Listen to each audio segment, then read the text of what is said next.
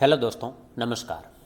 आज हम बात करेंगे कि एसबीआई बैंक का एक ऐसा म्यूचुअल फंड जिसके ऊपर लोगों का बहुत ज़्यादा भरोसा है, जिसने पास्ट के अंदर बहुत ही शानदार रिटर्न दिया है और ये फंड चल रहा है लगभग पिछले 30 साल से। पिछले 30 साल का इस फंड का रिकॉर्ड है कि इसने 15% से ऊपर रिटर्न दिया है। आप कल्पना कर सकते हैं कि 15% से ऊपर का रिटर्न 30 साल तक लगातार मेंटेन करना बहुत बड़ी बात होती है, बहुत बड़ी चुनौती होती। और इस फंड ने जो रिटर्न दिया, जैसे 15% रिटर्न है, तो आप मानेंगे कि एफडी से लगभग डबल रिटर्न है। तो आप इसके अंदर इन्वेस्टमेंट कर सकते हैं लंबे समय के अंदर। आप इसके अंदर एसआईपी भी कर सकते हैं और इसके अंदर आप लमसम इन्वेस्टमेंट भी कर सकते हैं। अब इस फंड का ये रिटर्न का चार्ट है, एनएवी का चार्ट है, तो आप देख सकते हैं ये फंड लगभग 2005 से चल रहा है और 2025 लगभग 30 साल से ये फंड चल रहा है और सबसे बड़ा है साइज के अनुसार।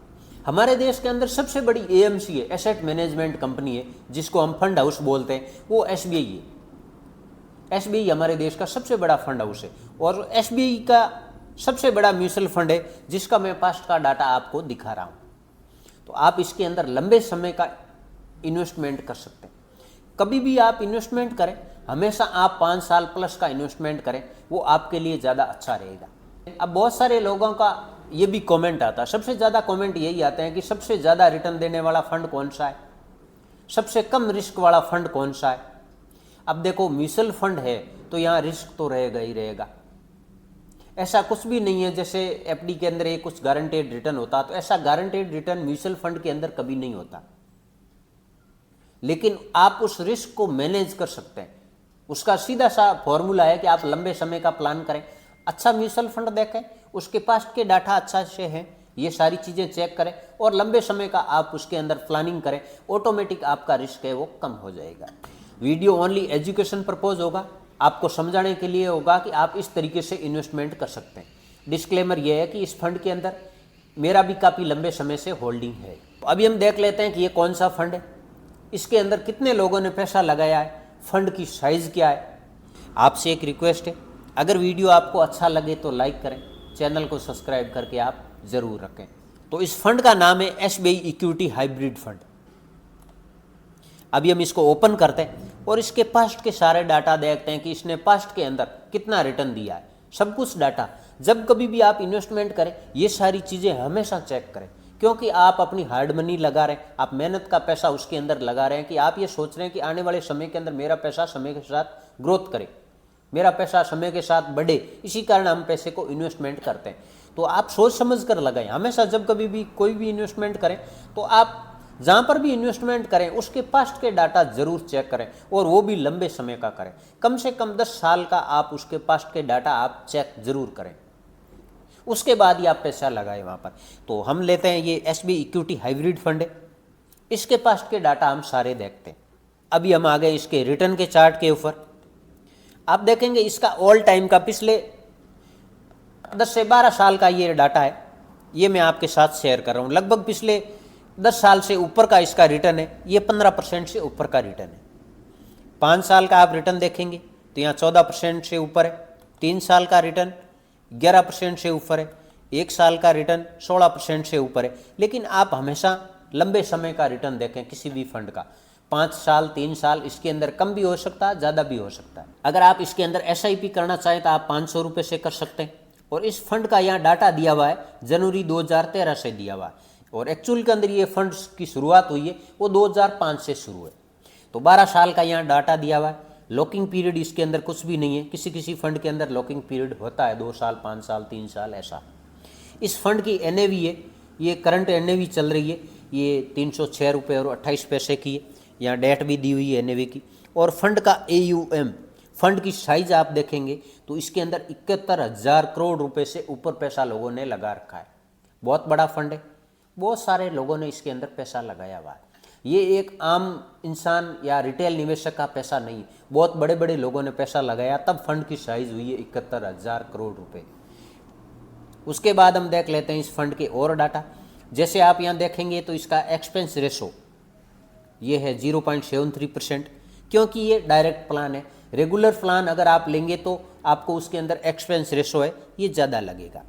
तो कोशिश करें आप हमेशा डायरेक्ट प्लान को लें, उसके अंदर आपको एक्सपेंस रेशो कम लगेगा।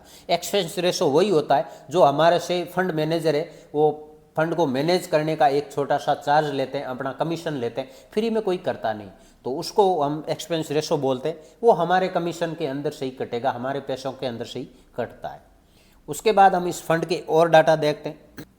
आप इसके अंदर SIP भी कर सकते हैं और वन टाइम इन्वेस्टमेंट भी कर सकते हैं, लमसम भी कर सकते हैं। उसके बाद यहाँ आपको मिल जाएगा एग्जिट लोड। अगर आप 12 महीने से पहले इस फंड के अंदर से निकल जाते हैं किसी कारणवश, तो आपको यहाँ 1% का एग्जिट लोड लगेगा। उसके बाद अब मैंने पहले आपको बताया कि ये फंड है थोड़ा सेफ है दूसरों से, दूसरे जो म्यूचुअल फंड है उससे सेफ है। कारण है कि इसका नाम है SBI इक्विटी हाइब्रिड। अब हाइब्रिड के अंदर होता क्या है, कुछ पैसा है वो इक्विटी में लगता है, जैसे इक्विटी जो है वो स्टॉक मार्केट के अंदर पैसा लगता है, और कुछ पैसा इस फंड का लगता है वो डेप्ट के अंदर लगता है, जैसे गवर्नमेंट बॉन्ड वगैरह होता है वो डेप्ट के अंदर पैसा उसका लगता है। तो डेप्ट हो गया वो सेफ सिक्योर हो गया, और इक्विटी है वो इसके अंदर रिटर्न अच्छा मिलता है। उसके बाद आप यहाँ देखेंगे इस फंड का पैसा है वो फंड मैनेजर कहाँ कहाँ पर लगाते हैं, उनकी यहाँ आपको डिटेल मिलेगी। जैसे 92 स्टॉक कंपनी के अंदर ये पैसे को डाइवर्ट किया हुआ होता है। मान लेते हैं हम एक 10 लाख रुपए भी लगाते हैं, तो ये हमारा 10 लाख रुपए लगभग 92 स्टॉक 92 कंपनी के अंदर पैसा डाइवर्ट हो जाता है। और सेक्टर की बात करेंगे तो 10 सेक्टर के अंदर ये पैसा डाइवर्ट है। अभी इसको हम ओपन करके देखते हैं। अब यहाँ आप देखेंगे कि इक्विटी के अंदर पैसा लगा हुआ है, ये लगा हुआ है लगभग 74% से ऊपर। उसके बाद आप देखेंगे डेप्ट के अंदर जो पैसा लगा हुआ ये 19% से ऊपर है। अब इक्विटी है ये हमें रिटर्न अच्छा देगी, और डेप्ट है ये हमारे रिस्क को मैनेज करेगा। तो इस दोनों को मिलाकर एक हाइब्रिड फंड बनता है। उसके बाद यहाँ आप सेक्टर वाइज देखेंगे तो सबसे ज़्यादा पैसा लगता है वो फाइनेंशियल सेक्टर के अंदर लगता है, लगभग 30% से ऊपर पैसा फाइनेंशियल सेक्टर के अंदर लगाया हुआ। और अब हम देख लेते हैं इसकी होल्डिंग, मतलब किस किस स्टॉक के अंदर कितना पैसा लगा हुआ है उसकी यहाँ आपको डिटेल मिल जाएगी। जैसे आप देखेंगे सबसे ज़्यादा पैसा ही ICICI बैंक के अंदर लगा हुआ, लगभग 6% मान सकते हैं आप इसको। भारतीय Airtel, Divi's laboratory, HDFC bank, Infosys limited. तरीके से आप देखेंगे बहुत बड़े बड़े स्टॉक है, जैसे रिलायंस के अंदर भी पैसा लगा हुआ है, MRF के अंदर पैसा लगा हुआ है, Shri cement, Bajaj finance, Muthoot finance, large and Toubro. इस तरीके से आप देखेंगे तो 92 स्टॉक के अंदर पैसा लगा हुआ है। तो यहाँ हमारा रिस्क कम हो जाता है, क्योंकि बहुत सारे स्टॉक के अंदर हमारा पैसा डाइवर्ट होता है। तो इस तरीके से आप इस म्यूचुअल फंड के अंदर इन्वेस्टमेंट करते हैं तो आपको रिस्क थोड़ा कम रहेगा। और वो लोग कर सकते हैं जो सोचते हैं कि मुझे रिटर्न अच्छा चाहिए लेकिन थोड़ा रिस्क भी कम हो, तो आप इस म्यूचुअल फंड के अंदर SBI इक्विटी हाइब्रिड फंड के अंदर पैसे को लगा सकते हैं। लंबे समय का अगर आप प्लानिंग करेंगे तो आपका पैसा समय के साथ बहुत शानदार तरीके से ग्रो भी होगा।